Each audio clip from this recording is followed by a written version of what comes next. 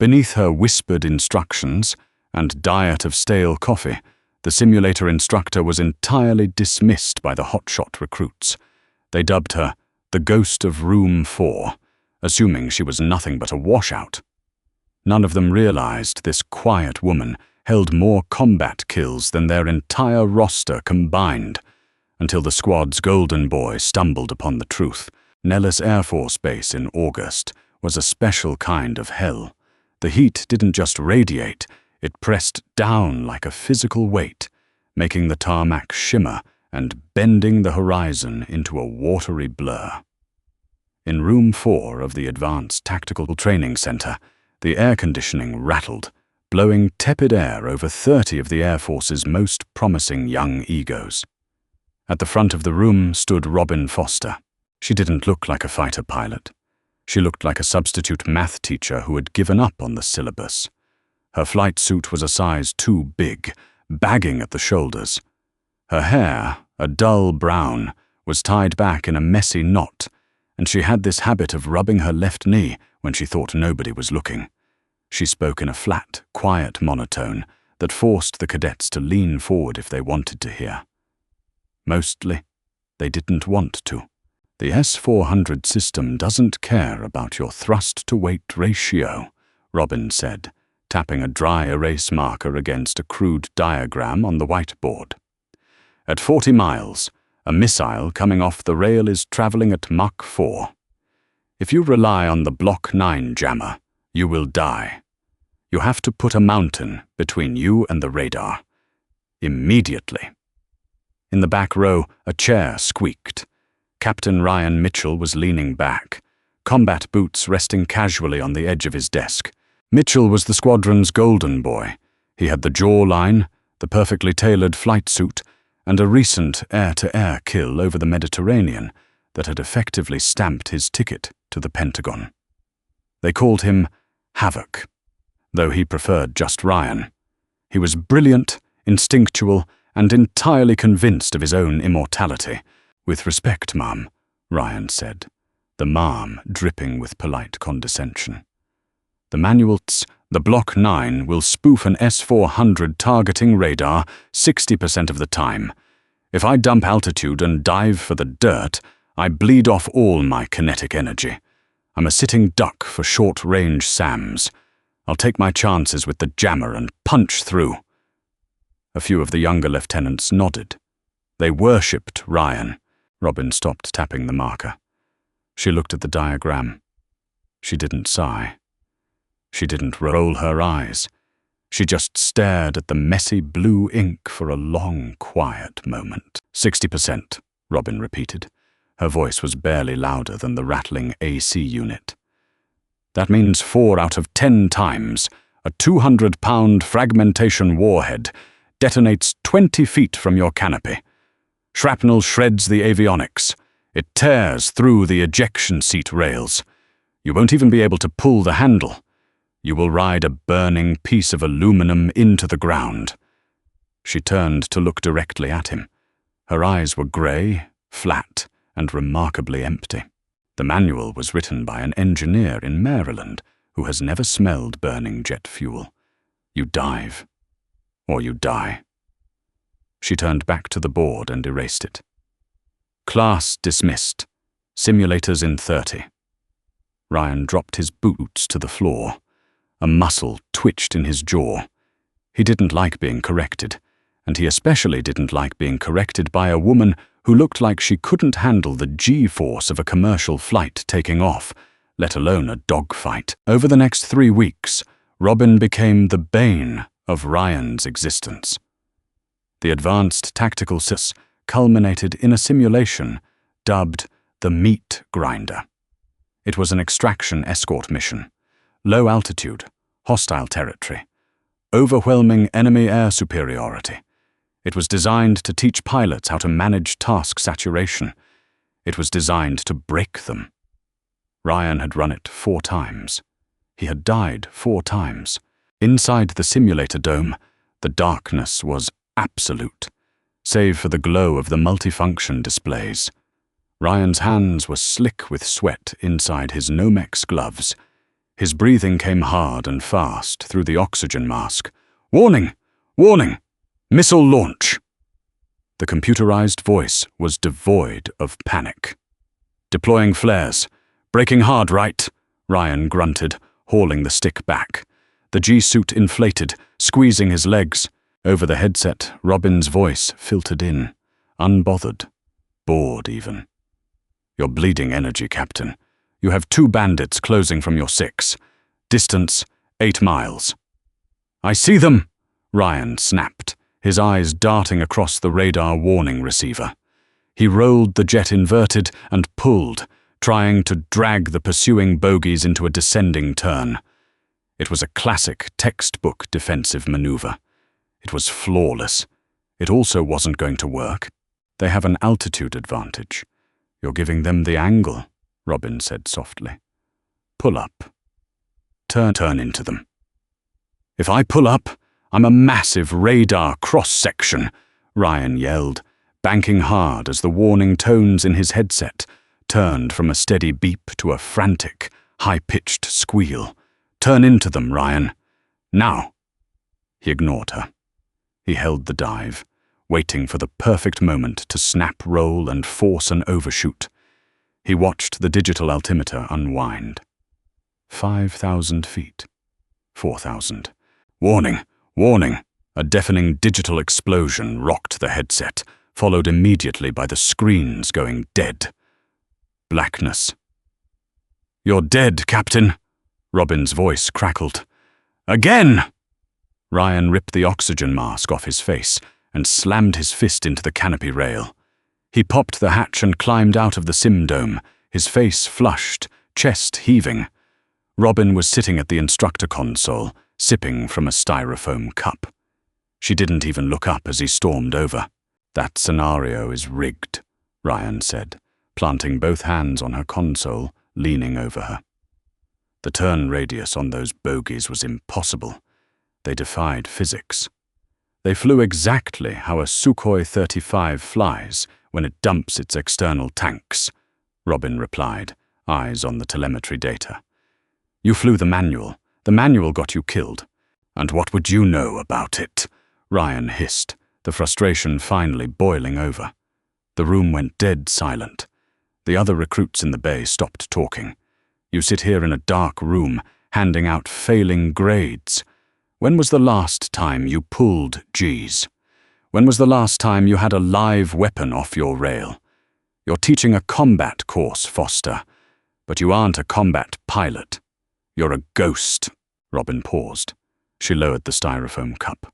The coffee inside had grown a thin, oily film on top. She looked up at him. She didn't look angry. She looked tired. Bone-deep, soul-crushing tired. "Tomorrow is the live fire integration," Robin said softly. "You're leading the 4-ship. Get some sleep, Captain. You look exhausted." She stood up, grabbed her oversized jacket, and walked out of the room. She favored her left leg, just a little. Ryan watched her go, a bitter taste in his mouth. He had won the argument, but he felt like he had just kicked a stray dog. A very cold, very dangerous stray dog. The Nevada morning broke clear and brutally bright. On the flight line, the F-35 Lightning IIs sat like dark grey arrowheads, drinking in the sun. The smell of JP-8 jet fuel hung heavy in the air, acrid, sharp, the perfume of the business. Today was the final check ride. The wing commander, a grizzled general named Harding, was on the tarmac, sipping from a thermos and watching the crew's prep. The tension was palpable. This wasn't just a training flight. It was an evaluation for a highly classified forward deployment. Only the best 4 would go. Ryan was already suited up, helmet tucked under his arm. He stood by his jet. Tail 401. His crew chief was running down the pre-flight checklist. 100 yards away, Robin stood with the ground instructors. She was wearing her usual baggy flight suit, a pair of cheap polarized sunglasses hiding her eyes. She was just there to observe, to take notes and fail them in the debrief. Ryan stared at her. The anger from yesterday hadn't faded. It had hardened into something cold and sharp. He had stayed up until 3 a.m., reviewing the telemetry from his failed simulation. He had run the math. He had checked the aerodynamics. Robin was right. The maneuver she had suggested, turning directly into an opponent who had an energy and altitude advantage, was suicidal on paper. It went against every instinct beaten into a pilot since basic flight school. But the math showed a tiny 3-second window where the enemy's radar would lose lock due to ground clutter, forcing them to switch to infrared, giving Ryan exactly enough time to get a missile off first. She hadn't guessed. She had known. With absolute, terrifying certainty. Ryan felt a sudden, heavy dread in his stomach. You don't learn that from a textbook. You learn that by surviving it. "Captain Mitchell," General Harding called out, walking over. "You ready to show us what you've got?"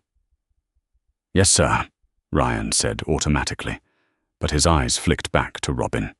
She was looking at the dirt, kicking a pebble with her boot. "This is the meat grinder. Live," Harding said, lowering his voice. "Aggressor squadron is up there waiting for you. They aren't going to pull punches. Show me you can lead this flight." Ryan looked at his jet. He looked at his hands. They were steady, but his mind was loud. He made a decision. It was career suicide. It was insubordinate. It was completely insane. "Sir," Ryan said, his voice surprisingly calm. "I have a request regarding the flight manifest." Harding frowned. "A bit late for that, Captain. I want Instructor Foster in my jet." The general stared at him, sure he had misheard. The crew chief stopped turning his wrench. The silence on the tarmac seemed to magnify the distant whine of an auxiliary power unit. "Foster!"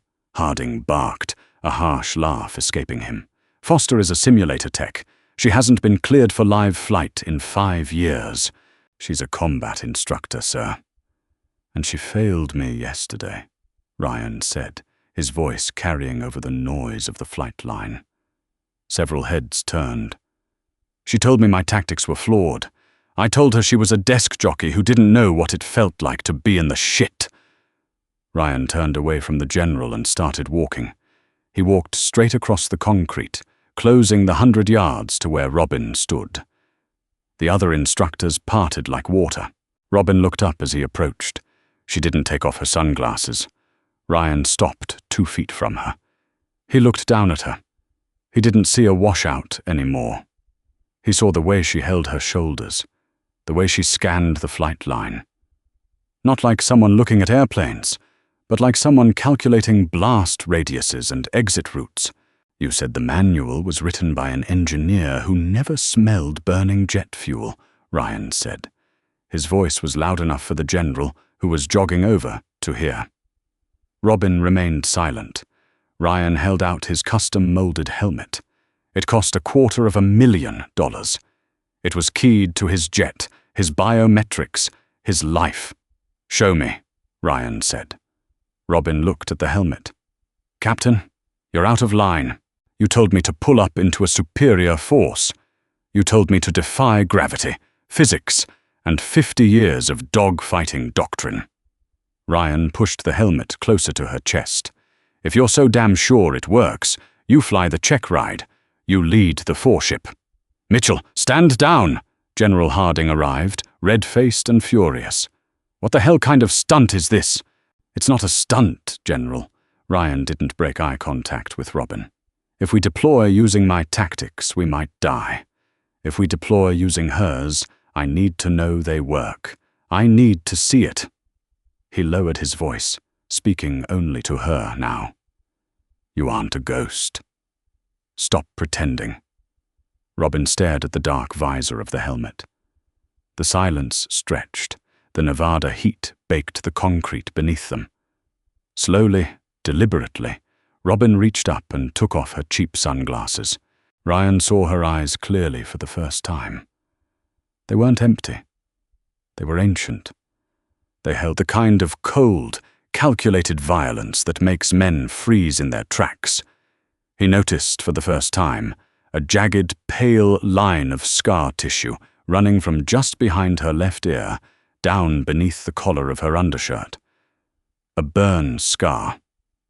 "I am not cleared for flight status, Captain," Robin said, her voice still quiet. But the monotone was gone.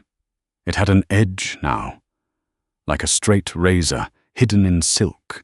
"I just cleared you," Harding said. Both Ryan and Robin snapped their heads to the general. Harding was staring at Robin, his expression unreadable. He looked older, suddenly. Tired. "Sir?" Ryan asked, confused. Harding ignored him. "You've been riding a desk for 5 years, Finch. The board said you were permanently grounded. But you and I both know the board was covering its own ass after Damascus." Ryan blinked. "Finch? Damascus?" 3 years ago, a highly classified strike package went into Syrian airspace. 2 jets didn't come back. The details were buried so deep, even the rumors had rumors. Robin's jaw tightened. "My medical file—" "Your leg is fine. It's been fine for 3 years, Harding interrupted. "You hide behind that limp because it's easier than getting back in the cockpit. It's easier to sit in the dark and fail kids in a simulator than it is to risk losing someone else in the air." Robin flinched. It was a microscopic movement, but Ryan saw it. The armor cracked. "General, with respect," Robin started. "Mitchell wants you in the jet," Harding said softly. "I want you in the jet. The Air Force spent $10 million training you to be the most lethal thing in the sky, Robin. It's time to go back to work."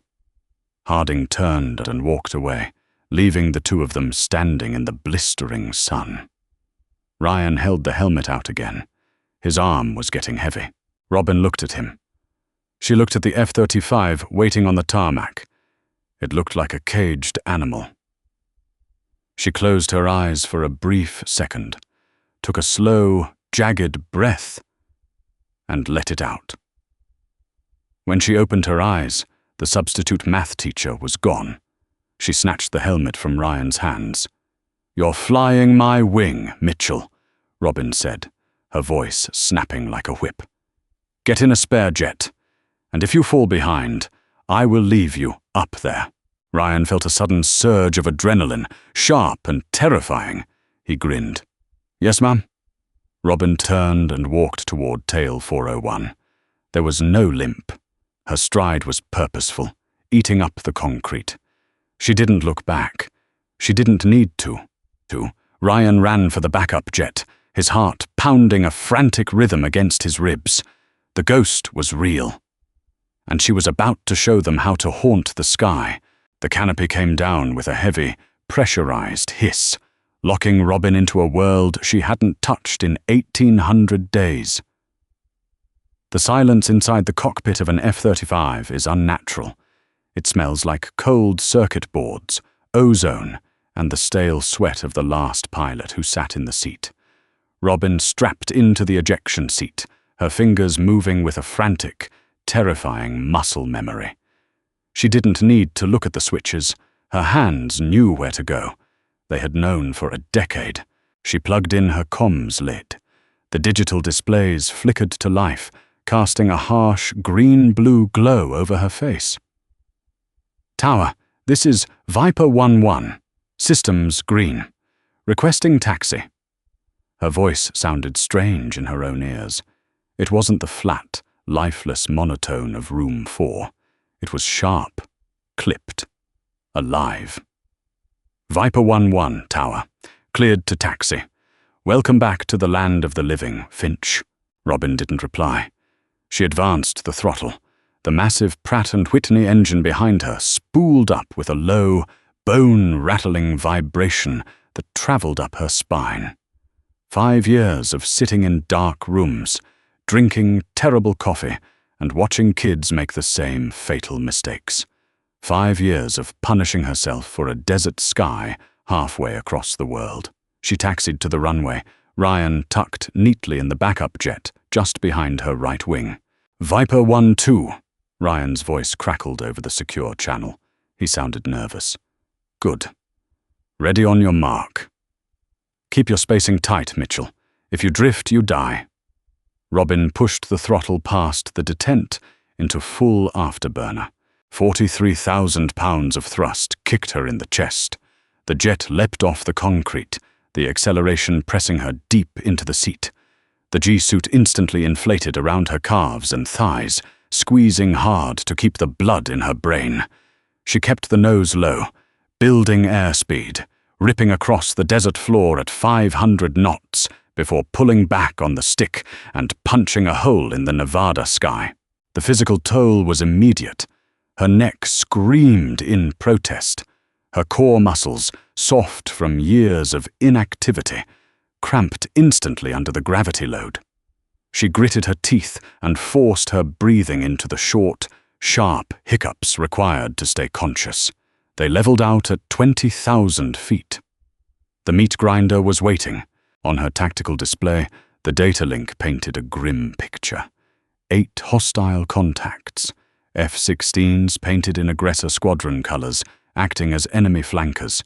They were spread out in a wide wall, 50 miles out and closing fast.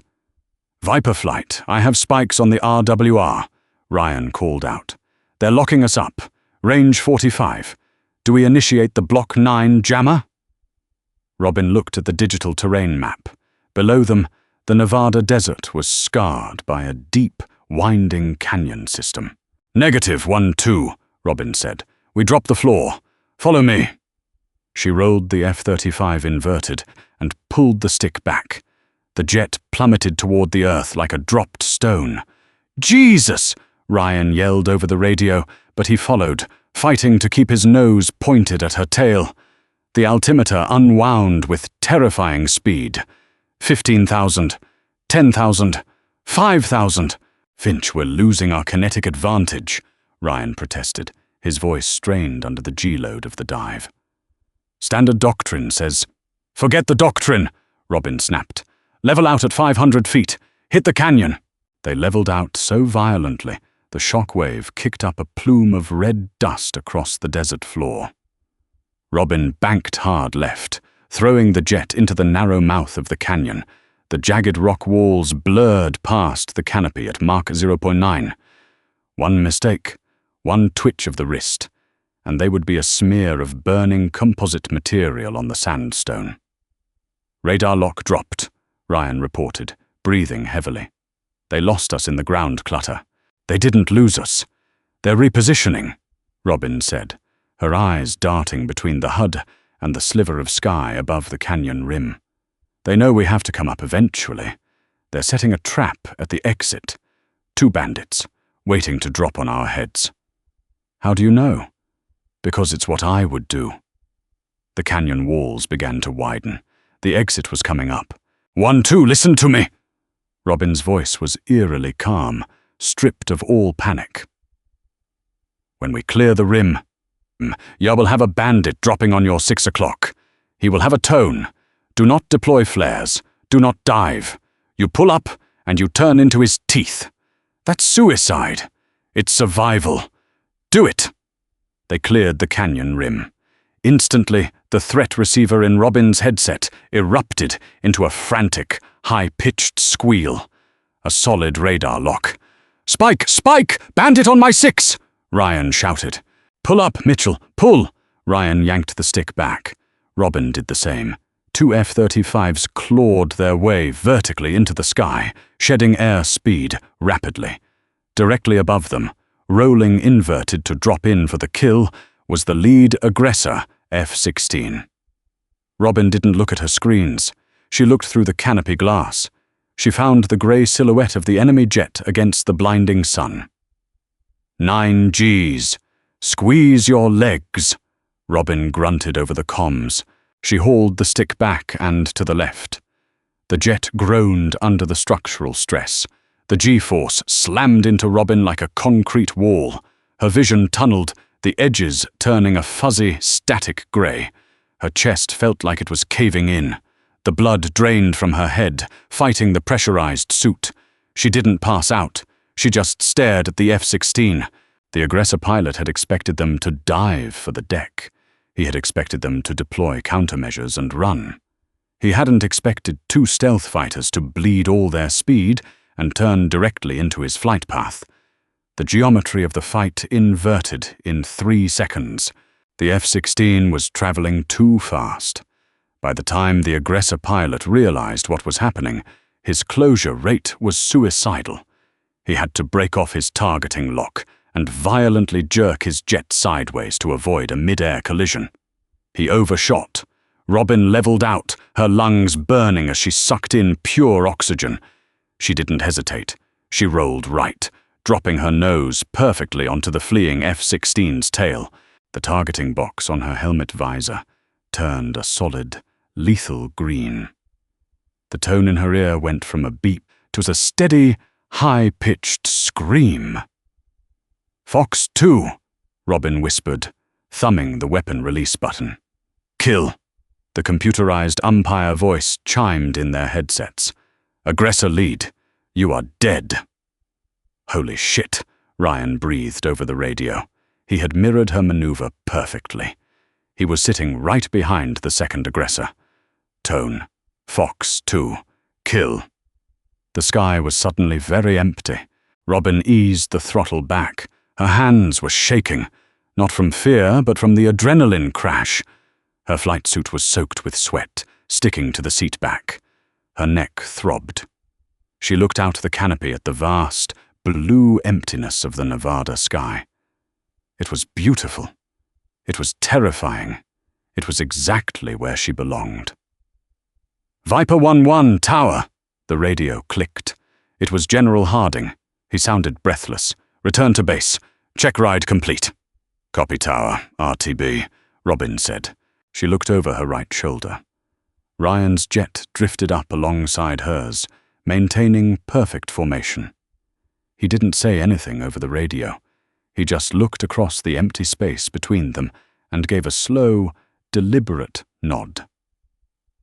They landed 20 minutes later. The tarmac was quiet.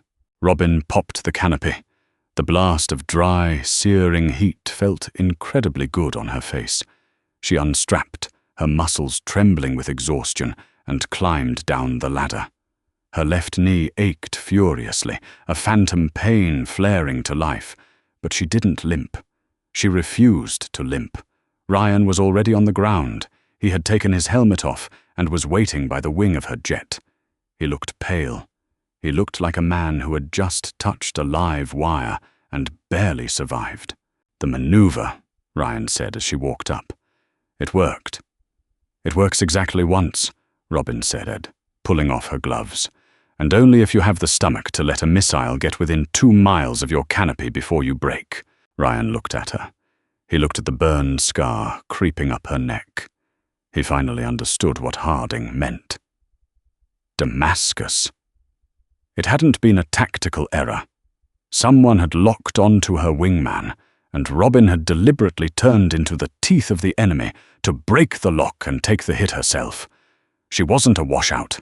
She was a ghost who had traded her own life for someone else's, and somehow, stubbornly, survived. "Instructor Foster," Ryan stood up a little straighter. The arrogance was completely gone. In its place was a rigid, unyielding respect. "I would be honored if you'd debrief my flight." Robin looked at the kid. He was a hot shot. He was cocky. But he had followed her into the canyon, and he had pulled the stick when she told him to. He could be taught. Robin offered a small, tired smile.